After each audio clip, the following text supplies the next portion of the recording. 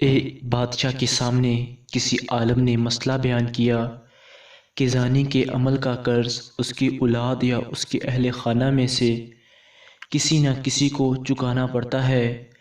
اس بادشاہ نے سوچا میں اس کا تجربہ کرتا ہوں۔ اس کی بیٹی بہت خوبصورت، حسن و جمال میں بے مثال تھی۔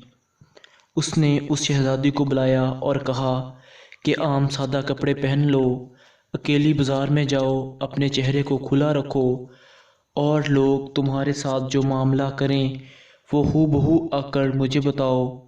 شہزادی نے بازار کا چکر لگایا، مگر جو غیر محرم شخص اس کی طرف دیکھتا وہ شرم و حیا سے نگاہیں نیچے کر لیتا۔ کسی شخص نے اس شہزادی کے حسن جمال کی طرف دھیان نہیں دیا۔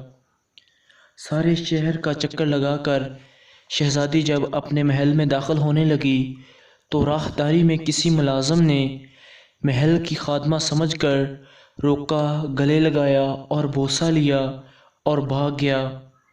شہزادی نے بادشاہ کو سارا واقعہ سنایا تو بادشاہ رونے لگا اور کہنے لگا میں نے ساری زندگی غیر محرم سے اپنی نگاہوں کی حفاظت کی ہے، لیکن ایک مرتبہ میں غلطی کر بیٹھا اور ایک غیر محرم لڑکی کو گلے لگایا، بوسہ لیا تھا۔